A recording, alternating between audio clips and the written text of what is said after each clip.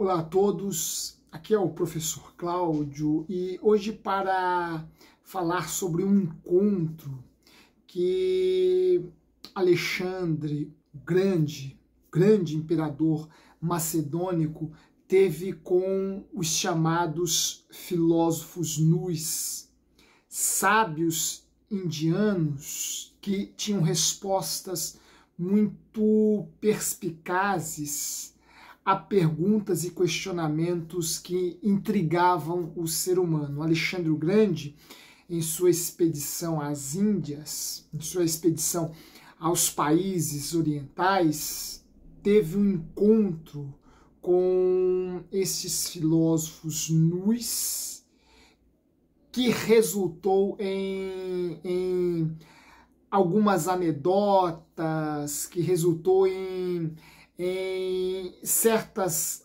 descrições, certas narrativas que nos colocam acima de tudo, que nos colocam diante de duas visões de mundo opostas, distintas. Uma visão de mundo ocidental, da qual Alexandre o Grande era um representante, e uma visão de mundo oriental, da qual esses sábios indianos, estes sábios nus, eram os seus representantes. Mas antes de falarmos sobre isso, eu gostaria de te convidar a se inscrever em nosso canal, a nos ajudar na divulgação deste espaço, que é um espaço por meio do qual nós propagamos conhecimento, nós divulgamos conhecimento. Aqui nós nos propomos a trazer alguns temas relacionados às áreas sobre das quais nós temos formação e afinidade, e sempre levamos a vocês algumas reflexões, alguns estudos, algumas considerações que nos propõem compreender as coisas sempre por uma via um pouco mais ampla, uma via um pouco mais aberta. Portanto, nos ajude se inscrevendo no nosso canal, divulgando este espaço a outras pessoas, a fim de que nós possamos levar estes estudos a um grupo cada vez maior.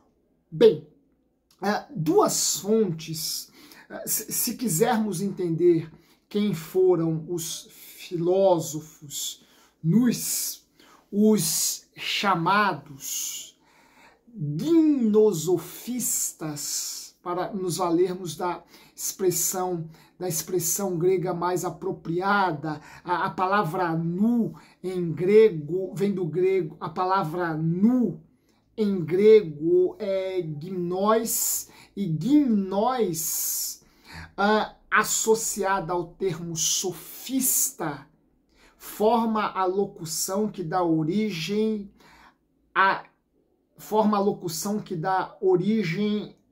ao termo, ao conceito de filósofos nus. Os gimnosofistas, ou os gimnosofistas, para usarmos uma pronúncia mais aportuguesada, são os chamados, ou eram os chamados, filósofos nus.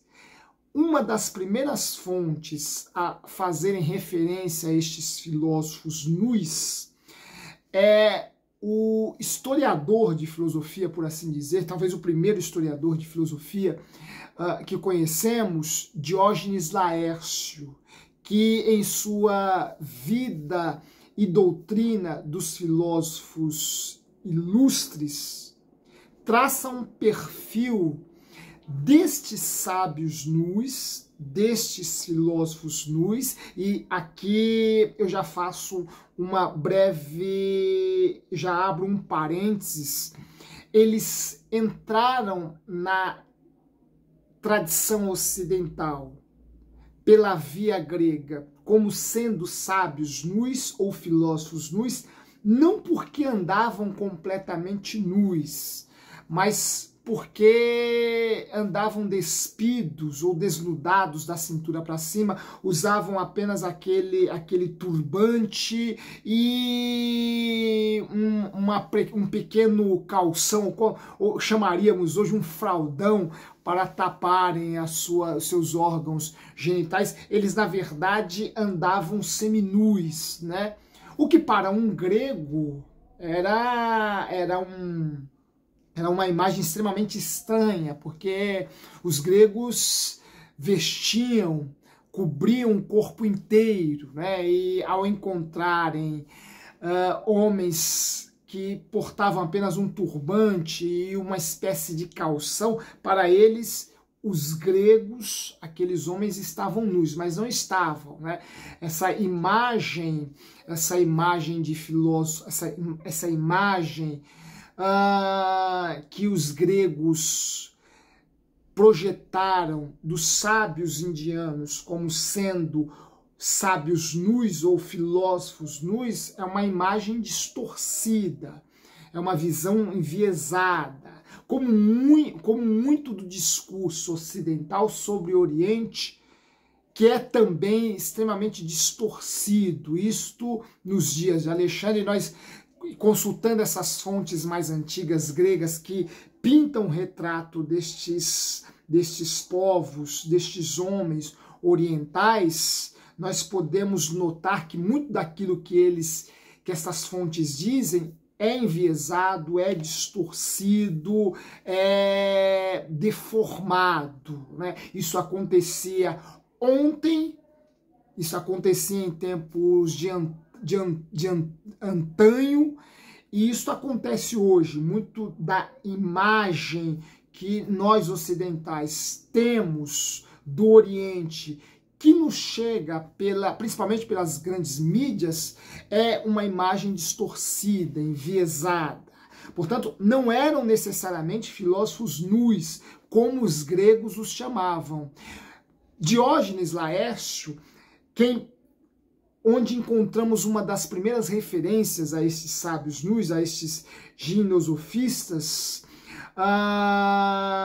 vai chamá-los de filósofos bárbaros, né? Para um grego, bárbaro era todo homem que não falava a língua grega, né? Esse é o conceito de bárbaro para um grego dos dias de Alexandre o Grande. E Diógenes Laércio, lá no 3º século a.C., nos apresenta um retrato do estilo de vida destes sábios nus. Diógenes Laércio vai dizer que eles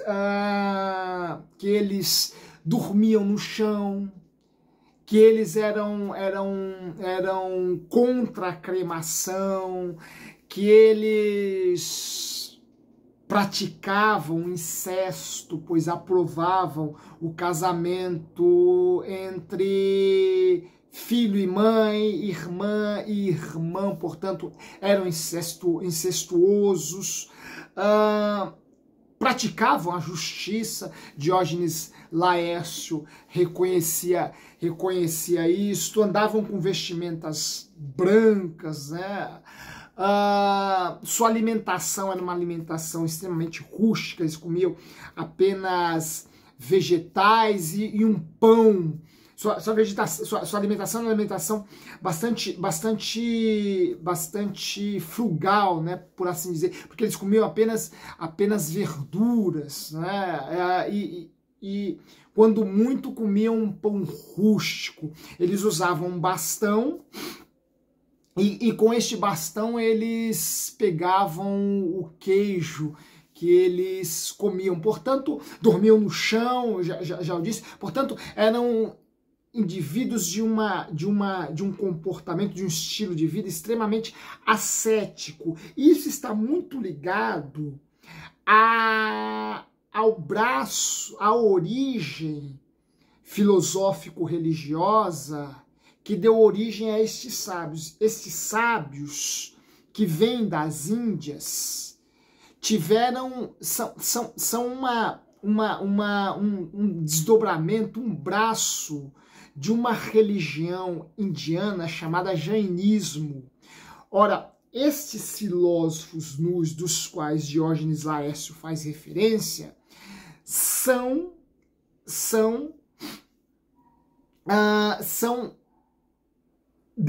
vêm deste ramo, desta religião indiana, o jainismo, que propunha um estilo de vida bastante ascético, porque o asceticismo,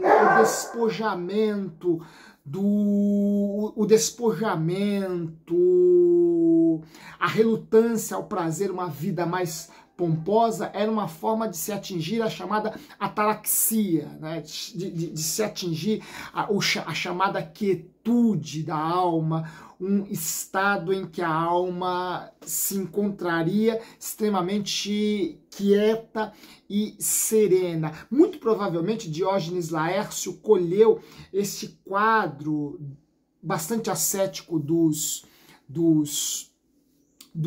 filósofos nus, de um filósofo, também ele asceta, mais grego, chamado Pirro, que acompanhou Alexandre o Grande em suas incursões pelas Índias, pelo Oriente. Pirro certamente ficou deslumbrado com este estilo de vida dos filósofos nus, desses jainistas, porque Pirro também propunha uma vida mais regrada, uma vida mais comedida, uma vida orientada pela busca da ataraxia, do repouso, da quietude, né, da superação dos prazeres, das paixões. E este seria um breve perfil que Diógenes Laércio pintou acerca dos filósofos nus. Em outra fonte antiga, clássica, porém romana, Plutarco, em suas vidas paralelas, o historiador Plutarco, vai nos colocar diante de um outro traço desses gimnosofistas, desses filósofos nus, que é o traço mais intelectual. Não tanto o estilo de vida, como apresentou Diógenes Laércio, mas a sua agudeza intelectual. Ora, Plutarco pontua que estes filósofos nus eram filósofos que tinham uma visão muito aguda acerca das coisas, que tinham respostas muito perspicazes. Plutarco já vai fazer uma narrativa, já vai construir uma narrativa por meio da qual Alexandre o Grande estabelece um interlóquio com estes filósofos nus. Diferentemente de Diógenes Laércio, aqui em Plutarco nós temos já um interlóquio, nós temos já um diálogo entre Alexandre o Grande e estes sábios nus. Inclusive, este encontro de Alexandre com os gimnosofistas será representado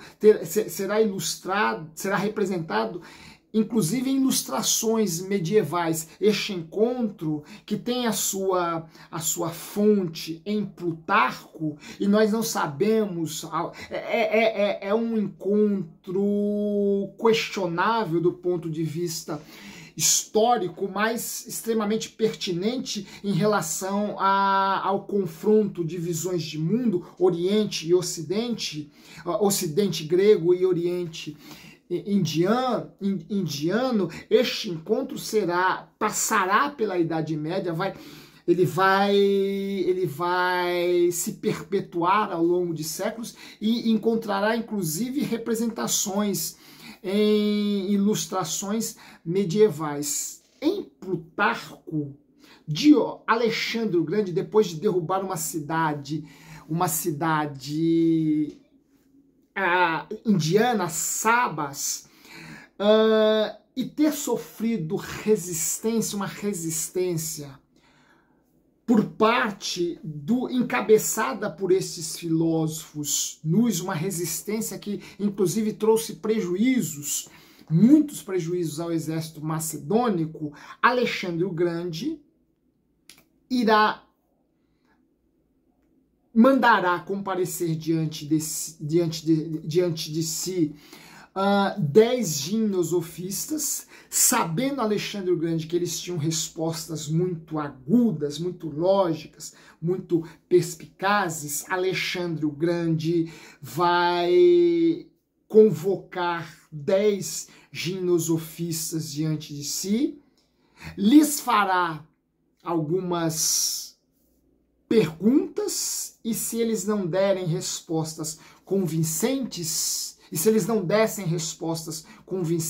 seriam executados, seriam mortos. Alexandre o Grande, então, começa a inquirir, a interrogar estes sábios nus, por meio de perguntas extremamente capciosas, né? Alexandre o Grande vai perguntar qual o maior animal existente.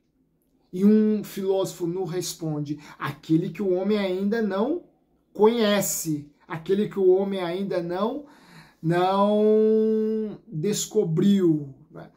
Alexandre o Grande continua perguntando: onde estão os animais, os maiores animais? Na terra ou na água? Eles respondem: ora, estão na terra, porque a água é uma parte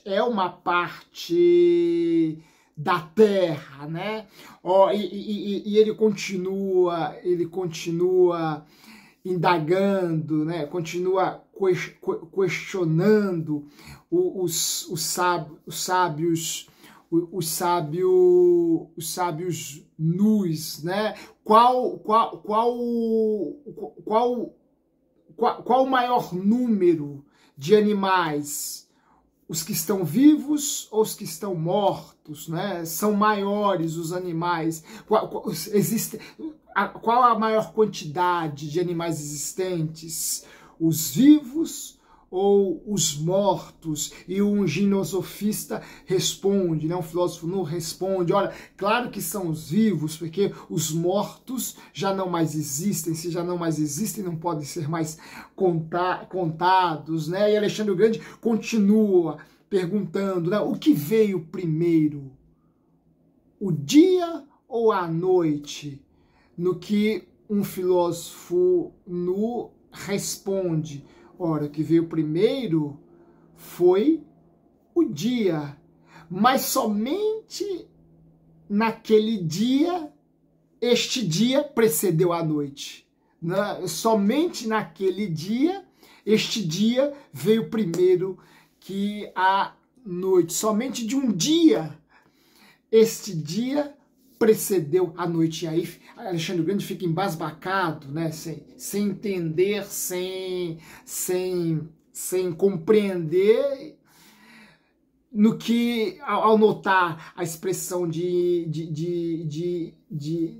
a expressão desconcertada de Alexandre o Grande, um filósofo nu lhe diz: rei, imperador, perguntas extraordinárias merecem respostas extraordinárias.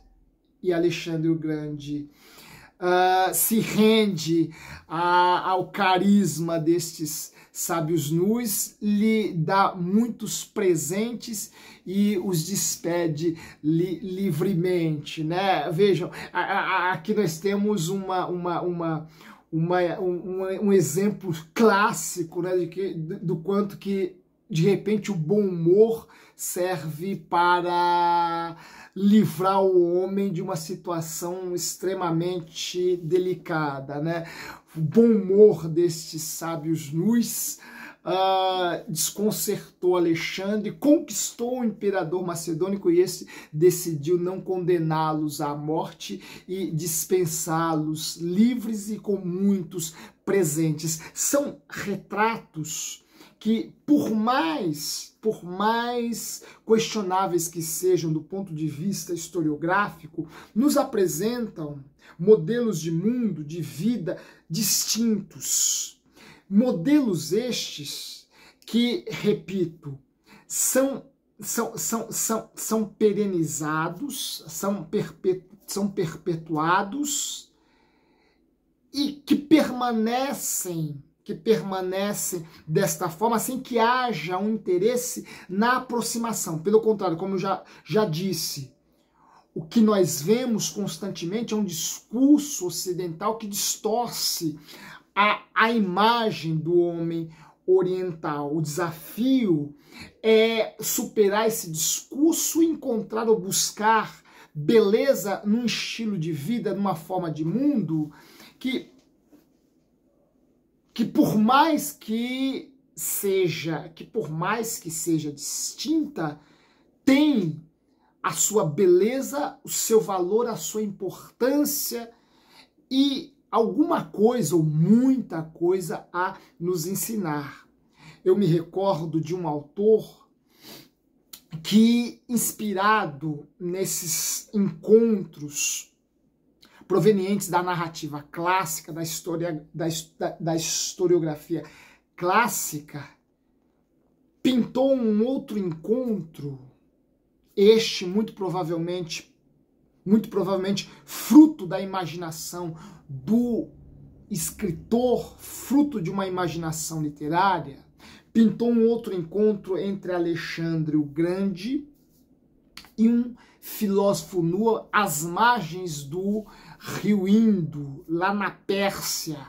Alexandre o Grande se depara com um filósofo nu sobre uma rocha e olhando para o céu. Alexandre o Grande, intrigado com aquela cena, pergunta a este filósofo nu: o que estás fazendo? E ele responde: estou contemplando nada. E o filósofo nu se volta para Alexandre o Grande e faz a mesma pergunta: e tu, o que fazes? Eu estou conquistando o mundo. E os dois começam a rir, julgando tolo o outro por estar desperdiçando a sua vida, por estar perdendo tempo, o seu bem mais precioso. O filósofo nu ria de Alexandre o Grande porque julgava o tolo por estar desperdiçando a sua vida, querendo conquistar o mundo. Alexandre o Grande, por sua vez, ria do filósofo nu, julgando um tolo por estar desperdiçando a sua vida, contemplando o nada. Ora, sejamos convenientes. Hoje, num mundo em que somos bombardeados constantemente por informações, por imagens, por sons, por entretenimento, hoje, num mundo em que vivemos extremamente conectado, me parece que este filósofo nu, com toda a sua sapiência, sua ciência orientais, tem uma proposta de vida que não seja uma constante, mas esporádica, um exercício de vida sábia que nos faz ou nos fará muito bem. Neste mundo extremamente concatenado, neste mundo extremamente turbulento, em que vivemos o dia inteiro e boa parte da noite pilhados sem nos desligarmos, é uma boa prática terapêutica, é uma boa prática para encontrar um certo refrigério, uma certa quietude, nos darmos ao luxo de contemplarmos o nada, de olharmos para o nada e longe das imagens, longe dos discursos, longe desses sons desarticulados, longe de toda essa cacofonia, deixarmos fluir apenas a nossa imaginação e deixarmos ser levados por aqueles palpitares da nossa alma, longe de todo este ruído, longe de toda esse turbilhão de imagens e sons. Me parece que essa postura do filósofo nu, contemplando nada, é extremamente sugestiva e saudável em tempos de pleno ruído, de plena veiculação de imagens e sons cacofônicos. Um grande abraço e até a próxima.